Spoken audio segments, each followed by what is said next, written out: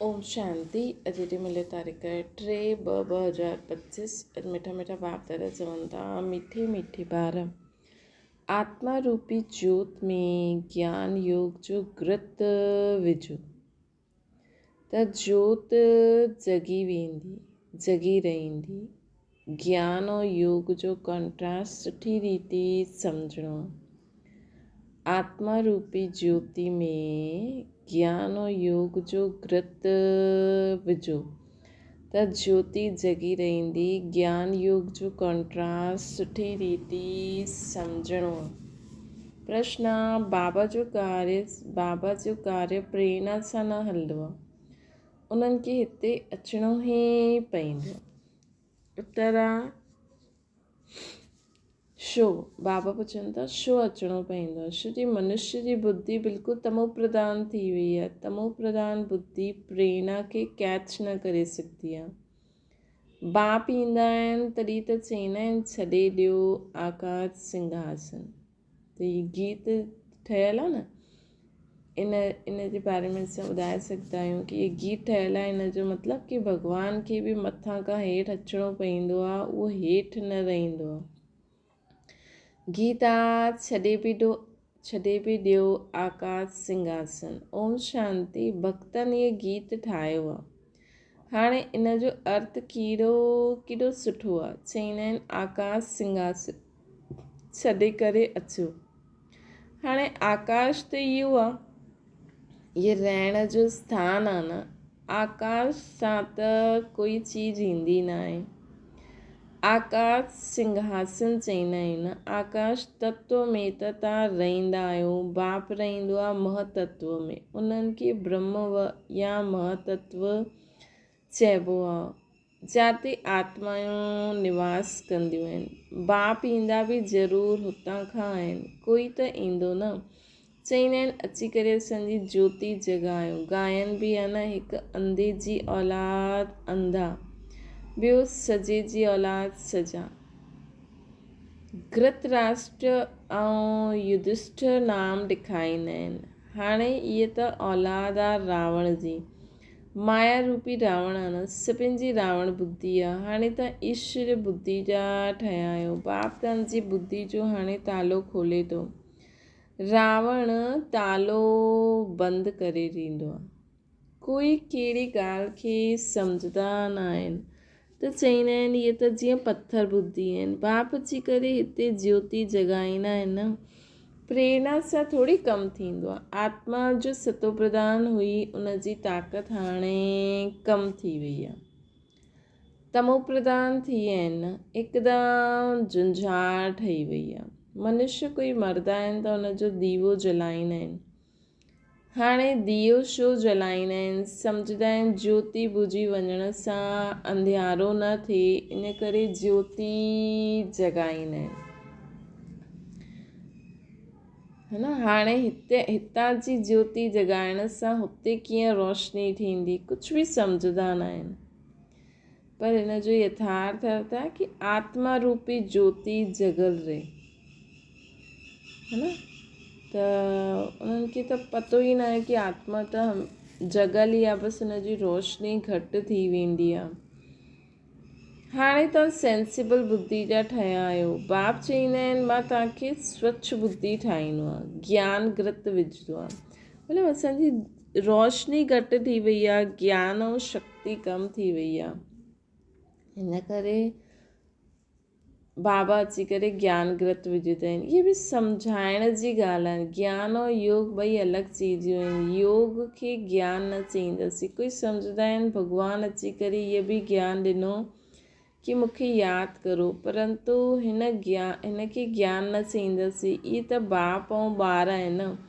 ॿार ॼाणंदा आहिनि कि असांजो बाबा आहे, इन्हनि में ज्ञान जी ॻाल्हि न चईंदासीं। ज्ञान त विस्तार आहे, इहे त सिर्फ़ु यादि आहे। बाप चवंदा आहिनि मूंखे यादि करो, बसि इहा त कॉमन ॻाल्हि आहे। हिन खे ज्ञान न चईंदासीं। बाप चवंदा आहिनि बसि मूंखे यादि करो, पंहिंजो परिचय ॾींदा आहिनि, हिन खे ज्ञान न चईंदासीं। ॿार जन्म वरितो सो त ज़रूरु बाप खे यादि कंदा न। ज्ञान जो विस्तार आहे। बाप चवंदा आहिनि मूंखे यादि करो, इहो ज्ञान न आहे। तव्हां ख़ुदि ॼाणंदा आहियो असां आत्मायूं आहियूं, असांजो बाप परमात्मा आहे। परम आत्मा परमात्मा, इनखे ज्ञान चईंदासीं छा? बाप खे पुकारंदा आहिनि। ज्ञान त नॉलेज आहे सृष्टि चक्र जो। जीअं कोई MA पढ़ंदा आहिनि, कोई BA पढ़ंदा आहिनि, केतिरियूं ढेर किताबियूं पढ़णियूं हूंदियूं आहिनि। हाणे बाप त चवंदा आहिनि तव्हां असांजा ॿार आहियो न, मां तव्हांजो बाप आहे। मूंसां ई योग लॻायो, अर्थात यादि करो। इनखे ज्ञान न चईंदासीं। तव्हां ॿार त आहियो ई, तव्हां आत्मायूं कॾहिं विनाश खे न पाईंदा आहियो। कई मरी वेंदा आहिनि त उनजी आत्मा खे सॾु कंदा आहिनि। हाणे उहो शरीर त ख़तमु थी वियो, आत्मा भोजन कीअं खाईंदी? भोजन त पोइ बि ब्रह्मण ई खाईंदा, परंतु इहे सभु भक्ति मार्ग जी रस्म आहे। ईअं न कि असांजे चइण सां उहो भक्ति मार्ग बंदि थी वेंदो, उहो त हलंदो ई ईंदो आहे न। आत्मा त हिकु शरीर छॾे वञे ॿियो वठंदी आहे। ॿारनि जी बुद्धि में ज्ञान योग जो कॉन्ट्रास्ट हुजणो खपे। बाप त चवंदा आहिनि मूंखे यादि करो, इहे ज्ञान न आहे। इहे त बाप डायरेक्शन ॾींदा आहिनि, इनखे योग चईंदासीं। ज्ञान आहे सृष्टि कीअं फिरंदी आहे उनजी नॉलेज।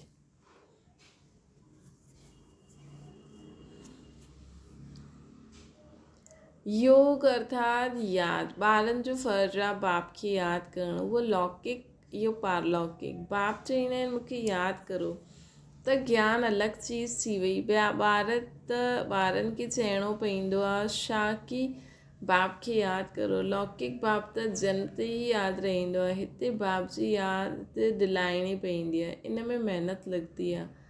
पंहिंजे खे आत्मा सम्झी बाप खे यादि करो, इहा ॾाढी महिनत जो कमु आहे। तॾहिं बाबा चवंदा आहिनि योग में ठहिरी न सघंदा आहिनि। ॿार लिखंदा आहिनि बाबा यादि भुलिजी वेंदी आहे। ईअं न चवंदा आहिनि कि ज्ञान भुलिजंदो आहे। ज्ञान त ॾाढो सहज आहे, यादि खे ज्ञान न चईंदासीं। इन में माया जा तूफ़ान ॾाढा ईंदा आहिनि। भल ज्ञान में कोई ॾाढा तिखा आहिनि, मुरली ॾाढी सुठी हलाईंदा आहिनि, परंतु बाबा पुछंदा आहिनि यादि जो चार्ट कढो।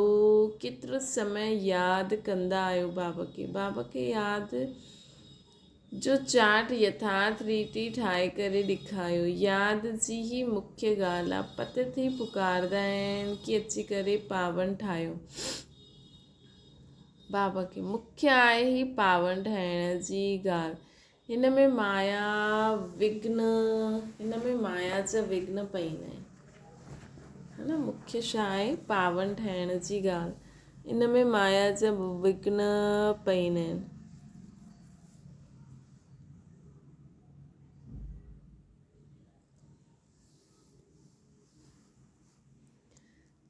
शिव भॻवान वच यादि में सभु ॿार कचा आहिनि, सभु ॾाढा कचा आहिनि।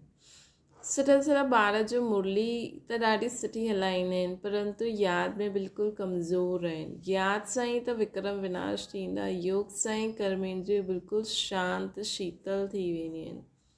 हिकु बाप जे सवाइ ॿियो कोई यादि ई न अचे, कोई देह बि यादि न अचे। आत्मा ॼाणंदी आहे ये सॼी दुनिया खलास थियणी आहे। हाणे असां वेंदा आहियूं पंहिंजे घर, पोइ ईंदासीं राजधानी में। इहे सदैव बुद्धि में रहणो खपे। ज्ञान जो मिलंदो आहे उहो आत्मा में रहणो खपे।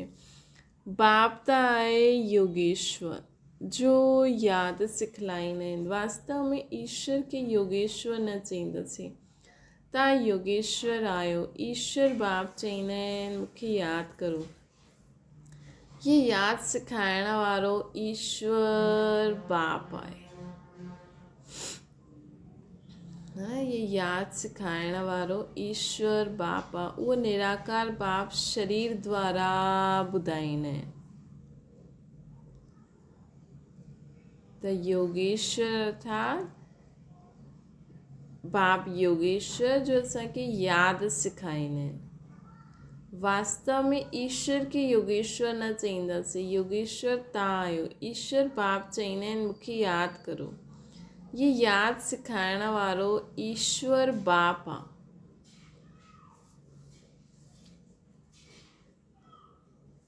उहो निराकार बाप शरीर द्वारा ॿुधाईंदा आहिनि, ॿार बि शरीर द्वारा ॿुधंदा आहिनि। कई त योग में ॾाढा कचा आहिनि, बिल्कुलु यादि कंदा ई न आहिनि। जो बि जन्म जन्मांतर जा पाप आहिनि सभिनि जी सज़ा खाईंदा। हिते अची करे त पाप कंदा आहिनि उहा त ॿियो ई 100 गुणा सज़ा खाईंदा। मतिलबु बाबा जो ठहिण खां पोइ ज्ञान जी तिक तिक त ॾाढा कंदा आहिनि, योग बिल्कुलु न आहे, जंहिं कारण पाप भस्म न थींदा आहिनि, कचा रहिजी वेंदा आहिनि। हिन करे सची सची माला 8 जी ई ठहींदी आहे। 9 रत्न ॻायल आहिनि, 108 कॾहिं रत्न कॾहिं ॿुधिया आहिनि। 108 रत्ननि जी कोई चीज़ न ठाहींदा आहिनि। ॾाढा आहिनि जो इन्हनि ॻाल्हियुनि खे पूरो सम्झंदा न आहिनि। यादि खे ज्ञान न चईंदासीं, ज्ञान सृष्टि पा खे चईंदासीं। शास्त्रनि में ज्ञान न आहे, शास्त्र भक्ति मार्ग जा आहिनि। बाप ख़ुदि चईंदा आहिनि मां इन्हनि सां मिलंदो न आहियां, शास्त्रनि सां। साधू आदि सभिनि जो उद्धार करणु मूंखे अचिणो पवंदो आहे। उहे सम्झंदा आहिनि ब्रह्म में लीन थियणो आहे। पोइ मिसाल ॾींदा आहिनि पाणी जी बुदबुदी जो। हाणे तव्हां ईअं न चईंदा आहियो, तव्हां त ॼाणंदा आहियो असां आत्मा आहियूं, बाप जा ॿार आहियूं।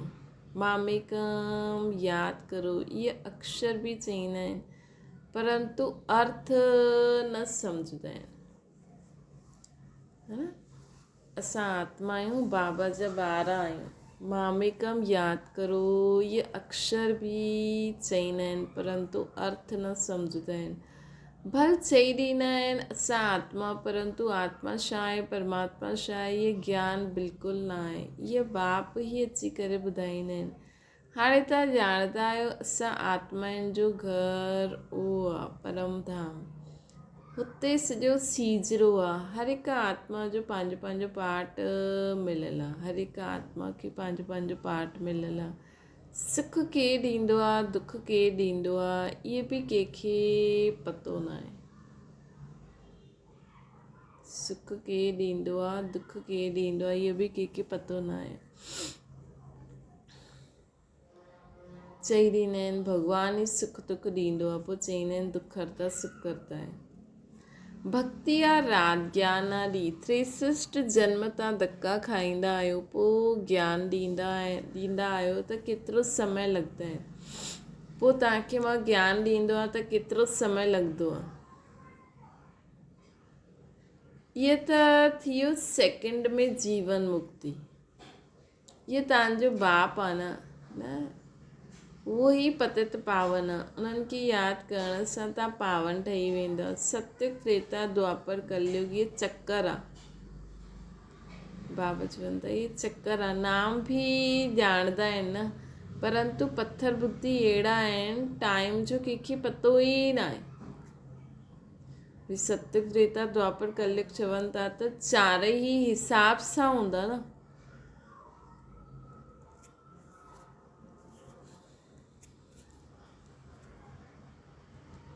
लेकिन टाइम जो कंहिंखे पतो न आहे। सम्झंदा बि आहिनि घोर कलयुग आहे। अगरि कलयुग हाणे बि हलंदो त घोर अंधियारो थी वञे। इनखे चइबो आहे कुंभकर्ण जी नींद में सुम्ही पिया आहिनि ऐं विनाश थी वियो। थोरो बि ज्ञान ॿुधंदा त प्रजा ठही वेंदी। किथे इहे लक्ष्मी नारायण, किथे प्रजा। पढ़ाइण वारो त हिकु ई आहे न। हर हिक खे पंहिंजी पंहिंजी तक़दीर आहे। कोई त स्कॉलरशिप वठी वठंदो आहे, कोई फेल थी वेंदा आहिनि।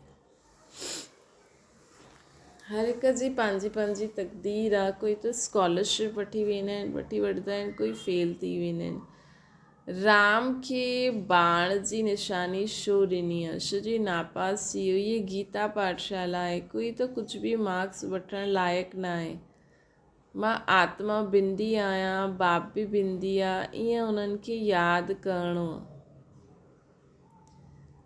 जो हिन ॻाल्हि खे सम्झंदा न आहिनि उहे छा पद पाईंदा। यादि में न रहण सां ॾाढो घाटो पइजी वेंदो आहे। त हाणे असांखे छा करिणो आहे, स्कॉलरशिप वठणी आहे। कीअं वठणी आहे? बाबा खे यादि करे, ज्ञान जो मनन चिंतन करे।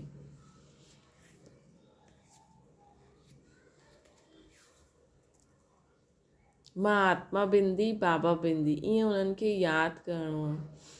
यादि में न रहण सां ॾाढो घाटो पइजी वेंदो। यादि जो बल ॾाढो कमाल कंदो आहे। कर्मेंद्रियूं बिल्कुलु शांति शीतल थी वेंदियूं आहिनि। ज्ञान सां शांती न थींदी आहे। योग बल सां शांती थी वेंदी आहे। भारतवासी पुकारंदा आहिनि कि अची करे असांखे उहो गीता जो ज्ञान ॿुधायो। हाणे केरु ईंदो? बाबा प्रश्न था पुछनि, हाणे केरु ईंदो? श्री कृष्ण जी आत्मा त हिते ई आहे। कोई सिंघासन ते थोरी वेहींदा आहिनि जंहिंखे सॾु कंदा आहिनि।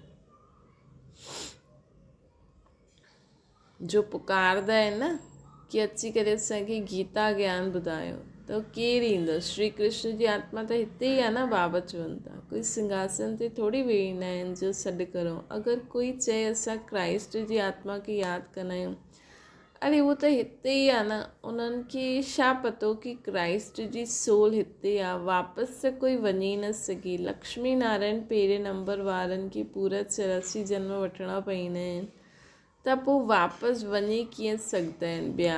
उहो बि हिसाबु आहे न। मनुष्य त कुझु बि चवंदा आहिनि सो कूड़। अधु कलप कूड़ खंड, अधु कलप सचखंड। हाणे त हर हिक खे सम्झणो खपे हिन समय सभु नरकवासी आहिनि, पोइ स्वर्गवासी बि भारतवासी ई ठहींदा। मनुष्य केतिरा वेद शास्त्र उपनिषद आदि पढ़ंदा आहिनि, छा हिन सां मुक्ति खे पाईंदा? उतरणो त आहे। हर चीज़ खे सतो रजो तमो में ज़रूरु अचिणो हूंदो आहे। न्यू वर्ल्ड कंहिंखे चइबो आहे? कंहिंखे बि इहे ज्ञान न आहे। इहे त भाव सम्मुख वेही सम्झाईंदा आहिनि। देवी देवता धर्म न्यू वर्ल्ड कंहिंखे चइबो आहे? देवी देवता धर्म कॾहिं कंहिं स्थापना कयो? भारतवासियुनि खे कुझु बि पतो न आहे। त बाप सम्झाईंदा आहिनि ज्ञान में भल केतिरा बि सुठा आहिनि, परंतु योग में कई बार नापास आहिनि। योग न त विक्रम विनाश न थींदा, उच्च पद न पाईंदा। जो योग में मस्तु आहिनि उहे ई उच्च पद पाईंदा। उन्हनि जी कर्मेंद्रियूं बिल्कुलु शांति शीतल हूंदियूं। देह सहित सभु कुझु भुलिजी देही अभिमानी ठही वेंदा। असां अशरीरी आया आहियूं, हाणे अशरीरी वेंदा आहियूं घर। उठंदे वेंदे सम्झो इहे शरीर खे छॾिणो आहे। इहे शरीर आहे त छॾिणो आहे न। असां पाठ वॼायो, हाणे वेंदा आहियूं घर। ज्ञान त मिलियो आहे न। जीअं बाप में ज्ञान आहे, उन्हनि खे त कंहिंखे यादि न करिणो हूंदो आहे न। यादि त तव्हां ॿारनि खे करिणो आहे, है न। यादि त असां ॿारनि खे करिणो।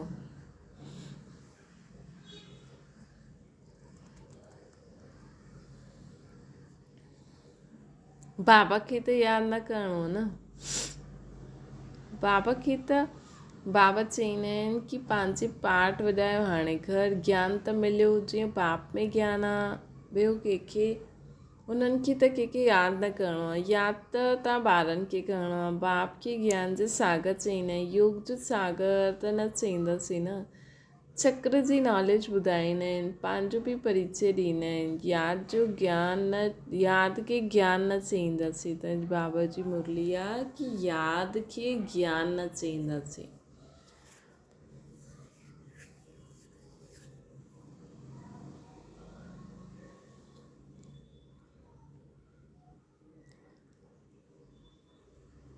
त बाबा हाणे चवनि था यादि त ॿार आपे ई यादि त ॿिया ॿारनि खे आपे ई अची वेंदी आहे न। यादि त करिणो ई आहे न, त वरसो कीअं मिलंदो?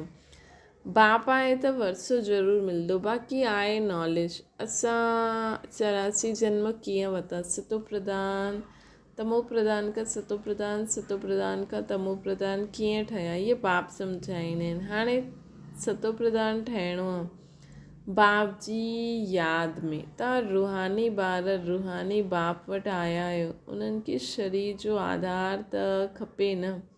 चईंदा आहिनि मां बूढ़े तन में प्रवेश कंदो आहियां बि वानप्रस्थ अवस्था में, है न। चईंदा आहिनि कि मां बूढ़े तन में प्रवेश कंदो आहियां। शिव बाबा बूढ़े तन में प्रवेश कंदा आहिनि बि वानप्रस्थ अवस्था, ब्रह्मा बाबा जी। हाणे बाप ईंदा आहिनि तॾहिं सॼी सृष्टि जो कल्याण थींदो आहे। इहो भाग्यशाली रथ आहे न, इन्हनि सां केतिरी सर्विस थींदी आहे। त हिन शरीर जो भान छॾण जे लाइ यादि खपे। इन में ज्ञान जी ॻाल्हि न आहे, जास्ती यादि सिखलाईंदा आहिनि। ज्ञान त सहज आहे न, नंढो ॿार बि ॿुधाए सघे, बाक़ी यादि में ई महिनत आहे। हिक जी यादि रहे, इनखे चइबो आहे अव्यभिचारी यादि, है न। कंहिंजे शरीर खे यादि करणु इहा थींदी आहे व्यभिचारी यादि। हिक खे यादि करणु इहा आहे अव्यभिचारी यादि। कंहिंजे शरीर खे यादि करणु उहा आहे व्यभिचारी यादि। यादि सां सभिनि खे भुलिजी अशरीरी, यादि सां सभु कुझु भुलिजी हिकदमि अशरीरी, मां आत्मा, बाबा बि आत्मा, बसि ॿियो कुझु आहे ई न। अच्छा मीठी मीठी सिकी लॾे ॿारनि प्रति माता पिता बाप दादा जो यादि प्यार ऐं गुड मॉर्निंग। रूहानी बाप जी सभिनि रूहाननि ॿारनि खे नमस्ते। असांजी बि रूहानी माता पिता बाप दादा खे यादि प्यार गुड मॉर्निंग ऐं नमस्ते। धारणा जे लाइ मुख्य सार, यादि जे बल सां पंहिंजी कर्मेंद्रियनि खे शीतल शांत ठाहिणो आहे। फुल पास थियण लाइ यथार्थ रीति बाप खे यादि करे पावन ठहिणो। फुल पास थियण लाइ यथार्थ रीति बाप खे यादि करे पावन ठहिणो। ॿियो आहे उठते वेंदे बुद्धि में रहे कि हाणे असां इहो पुराणो शरीर छॾे हाणे असांखे वापसि घर वञिणो आहे। जीअं बाप में सभु ज्ञान आहे, ईअं ई मास्टर ज्ञान सागर ठहिणो।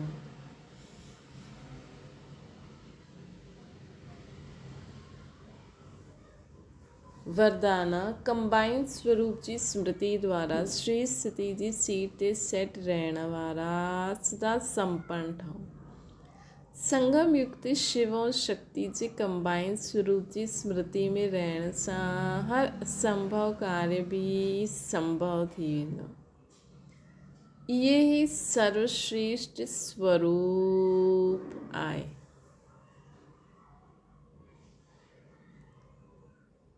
इन स्वरूप में स्थित रहण सां संपन्न भव जो वरदान मिली वेंदो।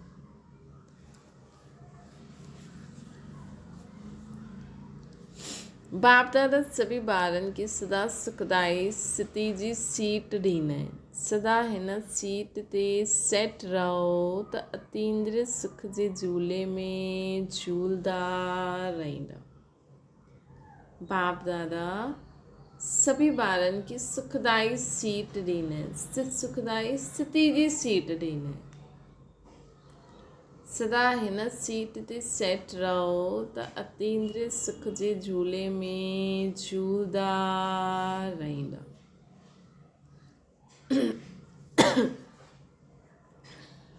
पोइ विस्मृति जा संस्कार समाप्त थी वेंदा, मतिलबु बाबा खे भुलिजण जा संस्कार समाप्त थी वेंदा। स्लोगन आहे पावरफुल वृत्ति द्वारा आत्माउनि खे योग्य ऐं योगी ठाहियो। पंहिंजी पावरफुल वृत्ति द्वारा आत्माउनि खे योग्य ऐं योगी ठाहियो। अव्यक्त इशारो एकांत प्रिय ठहो, एकता ऐं एकाग्रता खे अपनायो। मत जो वातावरण तॾहिं ठहींदो जॾहिं समाइण जी शक्ति हूंदी। हिकु मत जो वातावरण तॾहिं हूंदो जॾहिं असां में न समाइण जी शक्ति हूंदी।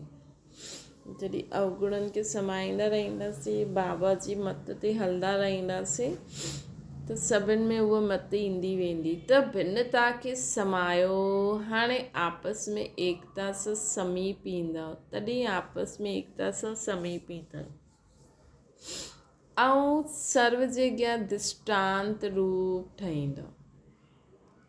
त भिन्नता खे समायो, तॾहिं आपस में एकता में समीप ईंदव ऐं सर्व जे अॻियां दृष्टांत रूप ठहींदव। एग्ज़ाम्पल न, त भिन्नता खे समाईंदा वञो। ब्राह्मण परिवार जी विशेषता आहे अनेक हूंदे हुए बि हिकु। इहा एकता जो वाइब्रेशन सॼे विश्व में हिकु धर्म हिकु राज्य जी स्थापना कंदो।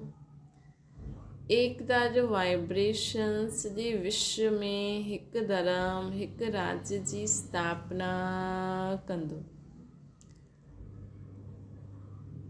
हिन करे विशेष अटेंशन ॾेई करे भिन्नता खे मिटाए करे एकता लाहिणी आहे।